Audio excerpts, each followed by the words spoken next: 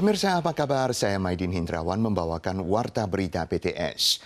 Taifun Rai di perairan timur Filipina telah menguat, tapi kesempatan langsung mendarat di Taiwan tidak tinggi. Tanggal 16, angin timur mendatangkan kabut tebal di Tainan, memengaruhi penglihatan dan kualitas udara. CWB mengingatkan kondisi ini akan berlanjut 2 hari. Pengemudi diminta meningkatkan kewaspadaan. Hari masih pagi, di tengah kabut tebal, jalanan semakin ramai dengan warga yang menuju tempat kerja.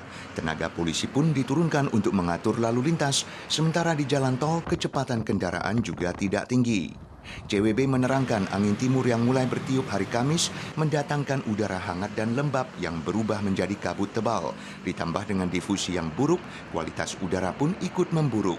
Sinyal peringatan berwarna merah tercatat di Xinying, Tainan, dan kondisi ini diperkirakan berlangsung 2 hari. Sementara itu, Taifun Rai yang terbentuk di perairan timur Filipina telah berkembang menjadi taifun kuat dan setelah memasuki Laut Selatan mungkin akan belok ke utara menuju Taiwan. Intensitasnya mungkin melemah dan kesempatan langsung mendarat tidak tinggi, tapi akan membawa kelembapan relatif tinggi bagi Taiwan. Bandara Internasional Taoyuan tanggal 15 meluncurkan uji coba sistem pengenalan biometrik tanpa sentuhan One ID. Usai pendaftaran, penumpang akan mendapatkan akses memudahkan hanya dengan wajahnya. Sementara itu, arus mudik Imlek segera tiba. Pihak bandara memperkirakan puncak mudik adalah 7 hingga 15 Januari tahun depan. Bandara Internasional Taoyuan mengadopsi sistem pengenalan wajah tanpa sentuhan One ID sebagai bagian dari upaya pencegahan COVID-19. Pada uji coba hari pertama, mayoritas penumpang merasa sistem tersebut telah membantu mempercepat pemeriksaan imigrasi dan proses boarding. Check-in 完之后，它旁边有那个机器扫一下脸就有申请到了。如果每个闸口都有那个的话，就不用排队过，那个是蛮方便的。 Menurut perusahaan Bandara Internasional Taoyuan atau TIAC, One ID menggabungkan biometrik manusia dengan dokumen perjalanan, memungkinkan penumpang yang menyelesaikan pendaftaran memasuki zona kontrol dan gerbang keberangkatan hanya melalui pengenalan wajah yang memakan waktu 2 detik. Sementara itu, arus mudik Imlek segera tiba. TIAC mengatakan tanggal 14 malam sampai tanggal 15 adalah puncak pertama dengan sekitar 3.000 kedatangan. Puncak berikutnya diperkirakan tanggal 7, 8, 14, dan 15 Januari. Organisasi Kesehatan Dunia mengeluarkan peringatan terbaru atas penyebaran pesat varian Omikron di 77 negara dengan kecepatan tak pernah ditemukan.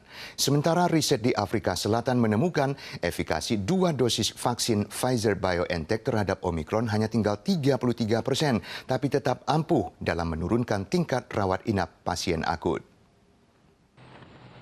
COVID-19 varian Omikron menyebar pesat di seluruh dunia. WHO tanggal 14 mengingatkan varian ini mungkin sudah muncul di kebanyakan negara atau wilayah. 77 countries have now reported cases of Omicron, and the reality is that Omicron is probably in most countries, even if it hasn't been detected yet. Omicron is spreading at a rate we have not seen with any previous variant. WHO memperkirakan lonjakan kasus Omikron di sejumlah negara Eropa dalam beberapa hari mendatang, khususnya saat berbagai aktivitas warga akan meningkat pada masa pergantian tahun. WHO juga khawatir vaksinasi dosis booster di banyak negara akan memperparah kesenjangan distribusi vaksin antara negara kaya dan miskin. Sementara itu, riset Discovery Health menemukan efikasi vaksin BNT terhadap Omikron hanya mencapai 33%, namun masih 70% ampuh dalam menurunkan tingkat rawat inap pasien akut.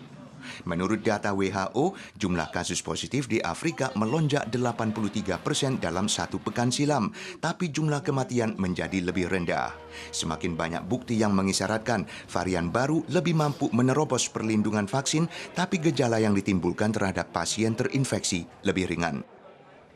Para pemirsa sekalian, sekian Warta Berita PTS. Selanjutnya, mari kita saksikan pameran seni balon di Roma, Italia. Kita sua lagi di pekan depan dan tentu saja dalam waktu dan acara yang sama. Sampai jumpa.